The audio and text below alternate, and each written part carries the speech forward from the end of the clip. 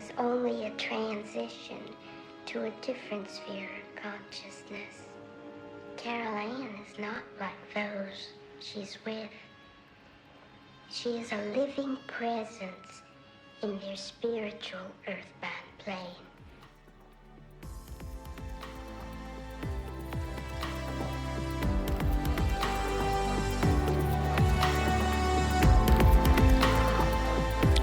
Hello and welcome to episode 47 of the Talking to the Dead podcast. This week I had a slightly longer break since the last podcast, which I think I recorded well over 7 days ago. And those of you who remember it, and a lot of you do because I think it's been the most listened to podcast episode that I've done so far, will know that things were not all very peaceful. I think I was under a tremendous psychic attack, and I was very, very concerned about things from all sides. And I wasn't too sure really what to do, although I managed to talk to Titan in that last episode, and he certainly gave some very profound indications of things to look out for if things really were going to start going bad for us in the world. It didn't really help me a lot because I was rapidly closing down in terms of what I felt and what I could hear or feel. And it was during the week that it suddenly came to me that really, as far as contacting Titan is concerned, that was off. It was almost as if a light had been switched off. I felt tremendously blocked, sort of the writer's block, and I couldn't really understand why. Well, it took about a week for me to finally understand what's going on. And most of it is really related to the fact that, in fact, Titan wants me, during this next period, for however long that is, to concentrate far more on what is actually happening in the world, and to bring things to my notice that I can then convey in this podcast to you. It's a very different approach. It's obviously the culmination of nearly a year's worth of communication with Titan. I get a strong sense from him that he feels that he's said almost all that he really can say about the interesting topics that I've wanted to know about all my life, and the things that have interested all the people who've listened. There really wasn't much more that could be said apart from just repeating it in different ways. And so I think, in a way, it came to a sort of natural end when Titan announced that the feelings I was having were due to some tremendous world, maybe cataclysm that was impending. Now, naturally, I didn't mean to scare everyone with that, but it's a tremendous sense and feeling that I've had. And I wasn't too sure whether it was just me or whether it was something that a lot of people would be having in the world. Well, obviously, I've learned quite a lot in the last week, and I've read quite a lot, heard quite a lot, and spoken to quite a few people. And without doubt, I'm not alone. Without doubt, things are pointing in a particular direction, and certain things have happened already. So what I thought I would do is to use the podcast this week, and potentially for the next few weeks, to try to tell you all, listeners, the things personally that have been coming to me, the things that I've noticed, and the things that I've been drawn to in terms of the media or things that I've read or heard. I think this is important because it's something that all of you in some way or other can feel. And I know from some of the listeners that you have been feeling things too, whether it's coincidences or whether it's a feeling that some of your friends are also acting in a different way, or feelings that some of the listeners have had that perhaps they need to prepare, as if what to do and how can they prepare for something that could be so cataclysmic. I hope then to perhaps answer some of these things. But first of all, one of the most interesting things that I've heard during the week comes from Tucker Carlson, Now, those in America will know Tucker Carlson pretty well. Those in Europe won't. But he's a very, very well-known journalist who was famously dismissed by his network, the major ABC network in the United States, for a bunch of things, but not least because they considered him to be off the rails, basically. He was saying things and claiming things that were very much against ABC's broadcasting policies. I think it probably upset the higher-ups, probably people who were sponsoring the channel. But again, probably in a more provocative way, he's been very open talking about things that he's discovered as a journalist and how that's shaken him up tremendously, not only as a human being, but also as a journalist. He is also known recently for upsetting, again, a lot of the people in the United States and other places for having the temerity to go over to Moscow and interview President Putin. But as I've obviously learned about this guy, he's not afraid about what people think of him. He certainly doesn't sound like a lunatic to me. And I first of all just wanted to play you a little bit that I heard when he gave his interview to Joe Rogan. In the discussion, he discussed the UFO phenomenon that I was talking about in the last few episodes. And he's a very credible guy. And just listen to what he says is going on. Yeah. I mean, here's what we do know, is that there's enough going on in the skies, but not just the skies, underwater, that the U.S. military has been forced to respond to it. So, like, move aircraft from one place to another because there are too many of these objects in the sky. That's actually happened. Chris Mellon just wrote a long piece about it. So it's real. The government is not controlling it. In fact, it's forcing the government, DOD, to respond. And we know that there is a real effort, and has been underway for a long time, to keep the public from knowing about it. But that's all known. That's established. I don't think any rational person would deny that. The question is, like, what is it actually? I mean, now is sort of the point where you have to ask, like, what is this? And, so that's how much of it do you think is ours? Well, none of it's ours. None of it. Well, I don't know. I mean, clearly, the U.S. government is huge. It's the largest human organization. I think there are 2 million federal employees and another 10 million federal contractors, so who are effectively government employees but don't have civil service protection, for example. So that's 12 million people in a country of 340 million working for the federal government. So it's kind of hard to overstate how big the federal government is and how well funded. And so to say the government this, the government that, no, of course, it's people within the government. But yeah, they're working on all kinds of things, obviously, that are classified. But in general, no, they can't control these objects. So no, it's not American technology. So yes, in the previous weeks I've discussed this. I've listened to a number of people who claim to have seen these objects, and I think Tucker Carlson is a very genuine journalist who is completely shocked at the fact that there's a lot of known knowledge in the United States government that is being kept away from the people for a whole bunch of reasons. Again, I think we've discussed that in the previous episodes.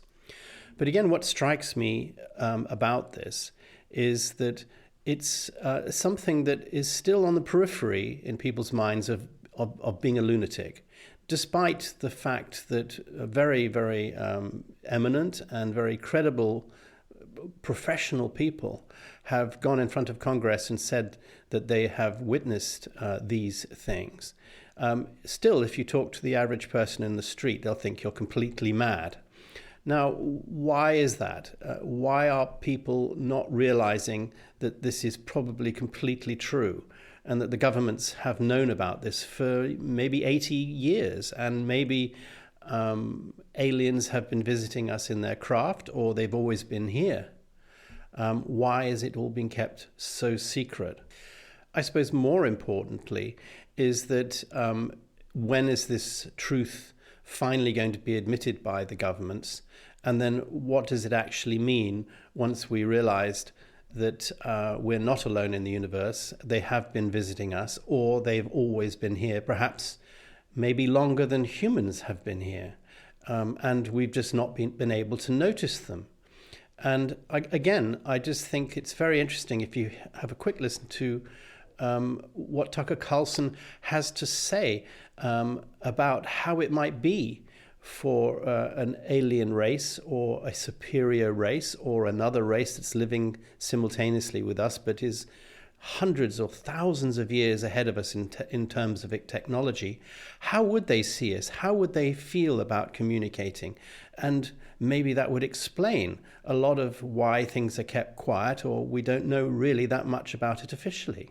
Did you ever watch Chimp Nation on Netflix? I don't have a TV, but I don't have like a the TV. sound of it. Yeah. It's an amazing documentary on Netflix that details these embedded scientists in the Congo. And what's really fascinating about it is that this group of scientists, or related scientists, have been there for 20 plus years. So these chimps have become entirely accustomed to having human beings near them. So there's very specific rules. You stay within 20 yards of them. If they come closer, you back up. You never have food, ever. You can't bring any food there because they'll fuck you up and just steal your food. If they find out you have food, and they're formidable you're in too. real trouble. Oh yeah, they'll tear you apart. And they kill each other, so they'll definitely kill you. And so when they have done this, the chimps have become accustomed to them being there, and the chimps behave completely normally. The chimps see them as just an innocuous part of their environment. They're not food and they're not enemy. They don't ever intrude. They don't try to challenge them. They don't make eye contact. So they don't worry about the people at all. So they behave completely like chimps. And if I was an advanced species and I was studying people and I wanted the human beings to eventually kind of catch up, right? Like you're introducing technology that they call donations, crash vehicles. Figure out what fiber optics are. Here you go. Check this out. Figure this out. Try to figure that out. Maybe it'll take you decades. Maybe it'll take you more. But you are accelerating the technological evolution of this advanced species on this planet. Now, obviously, when I heard that, I was thinking, okay, so where does all this relate to my podcast, Talking to the Dead, the entities that I've been in touch with, the explanations that I've had about what life after death really is, that we are actually something greater than just this physical body. We are actually a sort of divine being. We have a whole consciousness that doesn't even exist within this dimension of life that we live in for 80 years. This dimension that we live in, or multi-dimensions that we live in, is our real place. And we come to Earth for whatever experiences that we choose. So it's very interesting to hear Tucker Carlson describe it in the way that we would look at the evolutionary path for chimpanzees. And so where is the connection? Because yes, I think in a way we are talking the same thing. Clearly, what we call extraterrestrials or advanced species, or whoever it is that we're now or have been for a long time making contact with, they are probably beings that are very, very similar, if you like, to our souls when we actually die. And they are just living in that particular place and are probably as elusive to us here as ghosts and spirits are to us as well. But they are clearly on a different path from us. They are obviously a different species, or maybe not obviously, maybe they're not. Maybe they are human. Maybe they're highly evolved humans, but in a different timeline, hundreds of thousands or millions of years ahead of us. I don't know, and I don't pretend to know, neither does Tucker, but it's very interesting to see it that way, and to see that the evolution, for instance, of monkeys turning into humans is something that we take for granted, And yet, actually, I heard somebody talking the other day saying that that is just a theory that Darwin postulated. It's still a theory. It's not a proven piece of science. And in fact, there's not one single record in the fossil record that has been ever discovered to show a clear progression of development from monkeys to Homo sapiens.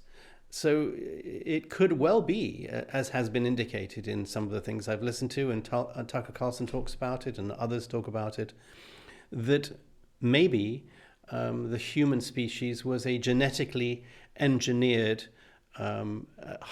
hybrid by an advanced species. And we never did come through an evolutionary path from monkeys and apes. But again, what has this got to do with my podcast? What has this got to do with the way that I'm feeling at the moment and all the different things that are coming to me? Well, before I start giving you a list of all the things that I've noticed in the last week since these rather terrifying messages came through, I want you to listen to just the last snippet of the Joe Rogan Tucker Carlson interview. Here he discusses his theory of what are these things that are clearly visiting us with such advanced technology. And from my point of view, I have to say I pretty much agree with what he's saying. I've heard it from a number of sources lately. And it could be, well, that this is this impending time that I'm feeling, that finally it's going to be made known to us on this planet who are these entities that are visiting us. It's going to be, if you like, a final blending of everything that I have been talking about, which is the unseen things that happen to us after we die, and the reality of our life as human beings. So these are spiritual phenomenon. There's no evidence they're from another planet. I mean, I think that's the that's the lie, that they're from Mars. Look, space, the atmosphere is really well monitored, right? Both for defense reasons, but also because, like, it'd be nice to know when asteroids are coming. And there's no evidence, has never been any evidence that there are lots of these objects, these vehicles coming into our atmosphere from somewhere else, some other planet. There's no evidence of that at all. So they're from here, and they've been here for thousands of years, whatever they are. And it's pretty clear to me that they're spiritual entities, whatever that means. They're supernatural, and which is to say, supernatural means above the natural, above the observable nature. And they don't behave according to the laws of science as measured by people, and they've been here for a long time. And there's a ton of evidence they're under the ocean and under the ground. So, like, with that fact set, what do you conclude?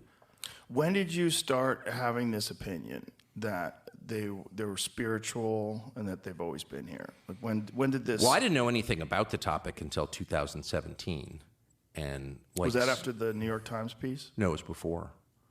It was before. And the things that I saw, I mean, I was and am still a very conventional person. I mean, I'm 54. I grew up in this country in California, which was like every assumption about America I bought completely, just completely. And I thought that everyone who questioned those assumptions was bad. I just bought into the system completely without even thinking about it. And I imagined that I was like some kind of free thinker and, I'm going against the grain. But like my core assumptions were the assumptions fed to me by the culture and the government, and I didn't even realize it. But anyway, I'd never really thought about UFOs at all, and I'd been in journalism since I was a kid, so of course I'd run into a lot of people who had crazy views on a lot of different topics. UFOs, 9/11, circumcision, like every whack job in the world you run into when you're covering stuff. So that's Tucker Carlson. Again, I will put a link at the bottom of the podcast so you can listen to the whole long interview with Joe Rogan, and for educational reasons, I'm using some of those excerpts. So something is happening. Something very big is happening. And obviously, I began to feel that very, very strongly last week, which caused me to record the two podcasts that I did. I'm not apologetic for that. It is obviously quite concerning, and I don't mean to worry people. But I'm not alone. And I think, therefore, I should continue for the rest of the podcast, as I will, I think, in the next few podcasts, and highlight to you just some of the things that have dawned on me are indicating that all of this is happening and all of this is going to be affecting us in a very big way very, very soon. So Titan, and I think it was Daniel who came through as well, if I remember rightly, who is obviously involved in some very sophisticated committee that sits at an entity level and has a interest in making sure that we basically don't blow up this planet. And Daniel, it seemed to me, from what I've been feeling over this last week, might well actually be some sort of ambassador from this species, or one of the species, that is actually coming through to see us very soon. All this talk of chaos and destruction is very worrying. But in a way, these are things that are probably designed to get our attention, to grab our attention. I suppose it's not going to be easy to get our attention. Most people are just, sleepwalking to oblivion in most respects. And so it'll probably take a lot of things happening for people to say, wow, something really is happening here. So just in the last week, there have been tremendous amount of things that I've written down, and I wanted to quickly mention to you, that seem to be confirming that something big is on the horizon. I mean, everyone in the United States has heard of tremendous flooding that's been going on. There have been hurricanes crashing into the southernmost part of North America.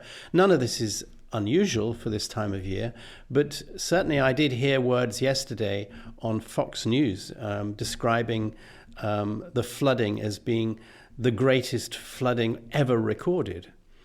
And in Europe, we've been going through some of the worst flooding also ever recorded, all happening in the last week. I also picked up on a new book that's been released by a gentleman called Lou Elizondo, who worked as a member of the CIA. I will put a link to his book below as well. This book came out last week, and I've quickly read through it. And in it, he discusses the various unexplained aerial phenomenon. He knows because he's worked within the government, and he's also a whistleblower, and he's an extremely compelling witness, and I do not think this guy is a lunatic. He's also actually been interviewed by Joe Rogan, but his book makes fantastic reading, and he talks about how the United States government that he worked for have clearly had an engineering program where they've dismantled crashed advanced vehicles, and they've been very, very actively trying to get that engineering and be able to use it for the American purposes. But it's not just America, it's probably also other countries such as China and Russia. But it's been kept secret because nobody wants to admit they've got it and got that advantage. They don't want to share it because whoever gets the anti-gravitational device, for instance, or maybe some super weapon, they want to keep it to themselves. But look up Lou Elizondo's new book. We've discussed Tucker Carlson and his journey. Very interesting. Again, that came to me last week. And it's very nice to hear that he talks in such a reasonable way about a subject that most people wouldn't dare talk about except after a few drinks with their friends. In the last week, President Putin of the Russian Federation has been in the news because he has been warning Europe that if Ukraine is supplied with ballistic missiles that are capable of striking within Russia, he's basically going to consider that to be an act of war, and NATO and all the countries aligned to NATO will technically, or will actually, be considered at war with Russia, with all the various implications that indicate, such as his use of nuclear weapons. And he has actually threatened, and also I believe Dmitry Medvedev, his prime minister, have threatened the use of nuclear weapons and the annihilation pretty much of the war, of the world, if that goes ahead.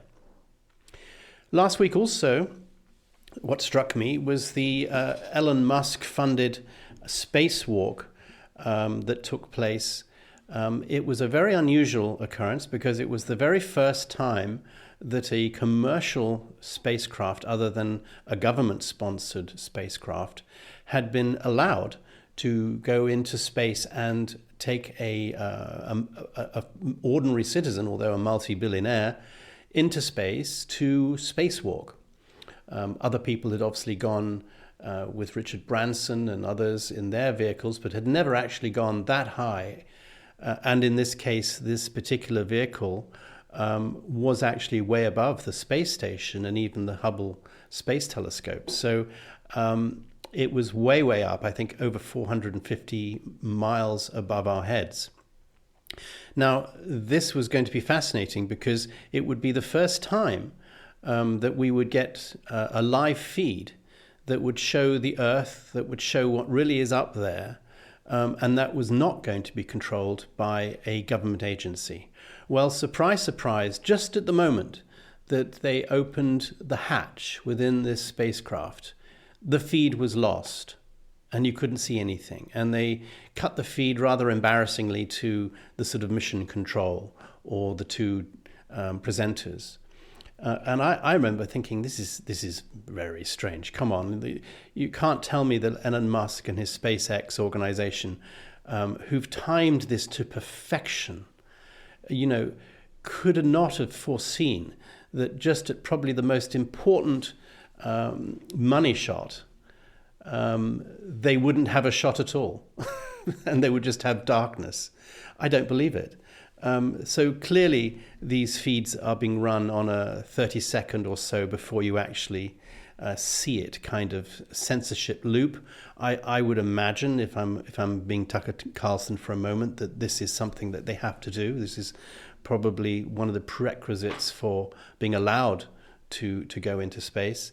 But it was very obvious. And then once they did cut back, the space hatch was already open, and clearly whatever they saw as soon as they opened up the hatch, or whatever was there, or whoever was outside, we couldn't see. And then they cut to the billionaire businessman, I think, who went out in his spacesuit, and you saw a rather bad quality live video of him almost as a silhouette. He was lit up from a light, but almost as a silhouette against the Earth that was clearly about to go dark because of the rotation of the Earth and the position vis-a-vis the sun. And I thought, well, come on, I've spent billions of pounds coming for this view, and you're letting me go out just before it gets dark? Well, what's all that about? So this guy must have seen about 2 minutes of the Earth before the Earth turned and it went completely black. And then for the rest of the whole broadcast, again, total darkness, with the astronauts coming out one after another, I think, to spacewalk, being lit up by one of the lights on SpaceX.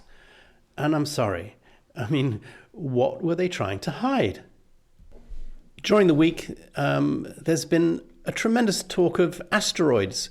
Now, it's not unusual, I think, for the press to try to terrify people into worrying about impending strikes by extraterrestrial asteroids. But there's been a tremendous amount of that in the last few days. Even today, NASA was in on the act, because I think yesterday something which was hundreds of meters wide was just about to be on a collision course for Earth, but missed us, I think, by the same width as the distance between the Earth and the Moon. So not really a close hit. But again, there's been a lot of that happening. I think that it's very interesting that when I was talking to Titan last week, it was an indication that something was going to be happening from an outside point of view, an extraterrestrial point of view.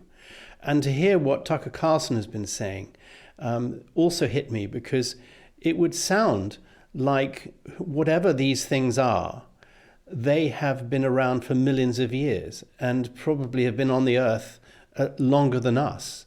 And they are very much more advanced than us.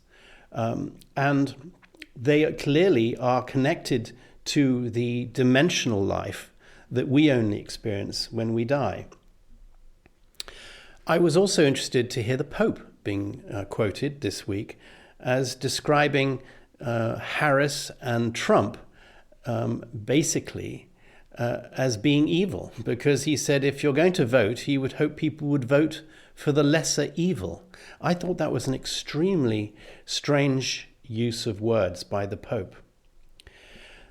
Those of you who know Pink Floyd will know Roger Waters. Now, he's got himself into a lot of trouble in the last few years because people have said that he's an anti-Semite because he criticizes the state of Israel and their, as is widely now called, genocide of the Palestinian people. I use those words very carefully because I don't wish to be political here, but I don't think any reasonable person can call it anything other than a genocide, because 40,000, I believe, civilians, and probably within that number some fighters, have been massacred by the Israeli government since the appalling, unforgivable attack on Israel last year. But Roger Waters is called an anti-Semite because he dared to criticize the state of Israel. Well, of course, if you hear him talking, he's very much not an anti-Semite. He's just anti the state of Israel for what they're doing. And anybody who criticizes the state of Israel, he says, are being cancelled and labeled anti-Semite. But he did a very stark warning clip that I think he put up on Twitter at the weekend. It's the most frightening thing I've ever heard him say. And he suddenly said that he's terrified for the future of the world right now because of what we're about to do in Ukraine, which will, he believes, be the final thing that will trigger Putin and maybe even the West into a nuclear war.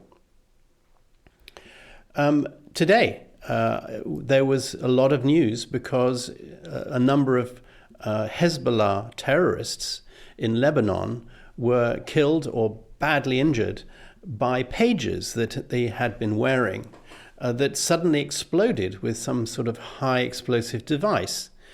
And according to the press that I'm reading, these pages were somehow intercepted before they were given to these people by Mossad, the Israeli secret services, and they had high explosives put into them and then were detonated using some sort of coded message to these pages.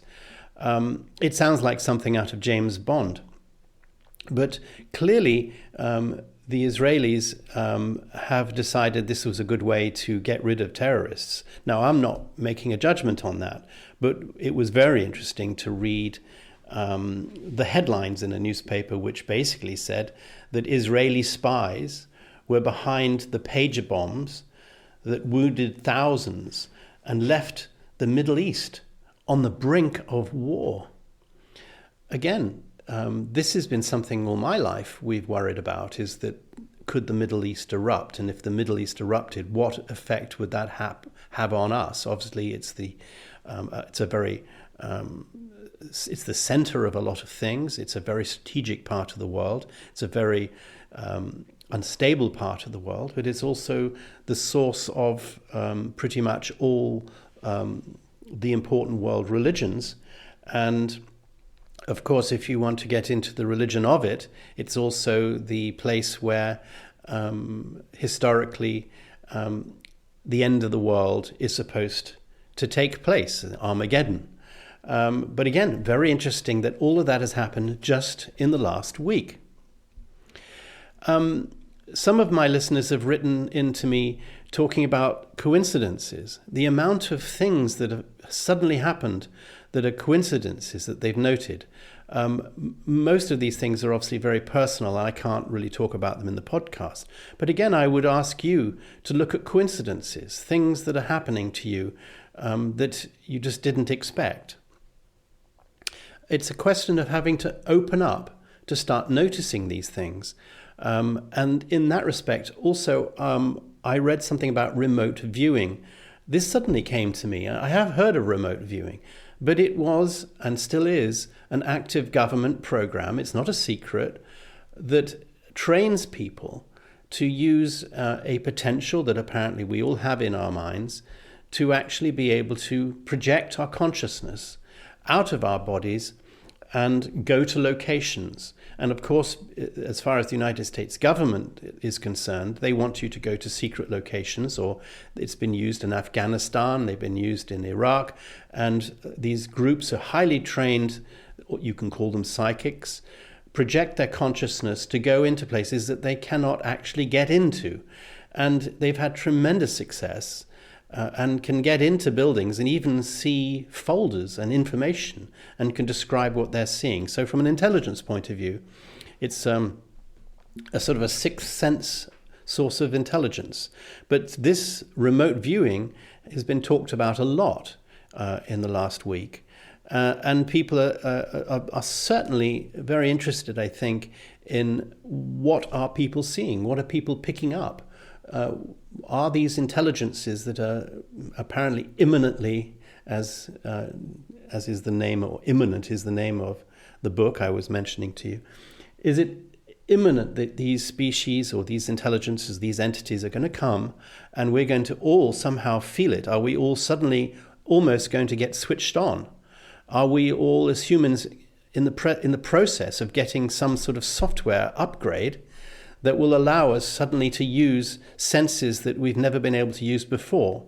But they are clearly there because the government has been teaching people how to use these senses for their own intelligence gathering. I've had dreams. I've had dreams of being deceived. Now, perhaps that's not surprising, but all sorts of dreams. I won't bore you with them too much, but I've certainly had dreams that I got that feeling that people were deceiving me and that things were not what they seemed. I saw an interview, again, I'll put a link to it below, from a lady called Alex, who was a fighter pilot. She's retired now, but she was probably one of the finest fighter pilots in the United States Navy. She was, if you like, Top Gun. She was, I think, Top Gun. And she was actually with this other guy, Commander Fravor, who saw what is now called the Tic Tac video. I used the picture of it on one of my previous podcasts, which is probably one of the only sightings of a UFO that the United States government has ever, I think, although accidentally, released. And these are top Navy pilots with no reason to lie and everything to lose by being considered to be mad and perhaps being taken off active duty, because the Air Force certainly don't want people who they think are mad in possession of multi-billion pound aircraft with nuclear weapons on board. So these people have gone to a tremendous personal risk by coming out and talking about it. And it's very interesting because Alex is another super fighter pilot, and she's such an interesting woman. She's extremely logical about what she saw, but she saw it.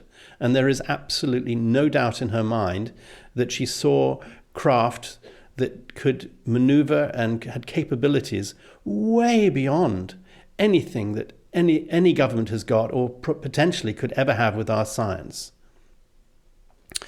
I also found it very interesting that NASA is also very much in the press at the moment. There's a lot of talk, if you follow the news, about NASA and things that they are noticing. And I think, again, that could be part of the government's controlled effort to start releasing information to the public. And finally, the thing that I've noticed this week, volcanoes. Well, there's always a volcano erupting somewhere. But suddenly in the news, there was talk of some very, very large volcanoes that are about to erupt. And I just thought I'd mention that as well, because I think it was mentioned last week that one of the signs would be a tremendous amount of maybe earthquakes or volcanoes or winds or weather. And again, a lot of that's been happening this week. So there we are for this week. There has been a lot of energy, which I feel is quite oppressive. I'm not terribly sure that I agree with Tucker Carlson about evil or about spiritual entities being these craft. I mean, he is unashamedly a Christian, and he certainly believes that in God, and he believes that maybe God created us and put us here. That's part of why he feels that there is no truth in the story of evolution. I suppose then you'd probably call him a creationalist. I have no idea, of course. Nobody does, really, apart from those thoughts and those feelings and those senses that come through to me. But most definitely, whether he calls them supernatural or whatever, they would certainly explain things that have descriptions of things that have gone back to biblical times. And it is incredibly interesting that, and this is how I wanted to end this podcast, is end as I started. How does UFOs, UAPs, and all of this stuff fit in with life after death and speaking to the dead? Well, as I seem to be learning, and I don't think this is a coincidence, it's somehow all linked. What happens to us when we die, what we become, sounds to me like it's incredibly similar to these entities that are visiting us in spacecraft or whatever they are, or have been here all along. And I think it's going to become an awful lot more easy in the next few weeks to be able to put all that into words, because I struggle. It's an incredibly new thing for me. It would answer a lot of questions, but I want more proof. I want to see what's going on. So that's it. I hope that you've enjoyed this podcast. I want to be as positive as I can. But as you can see, a lot of things are happening in a very short space of time that are confirming what was said to me before. So thank you very much for listening. Have a nice week, be safe, and I hope to be with you next week.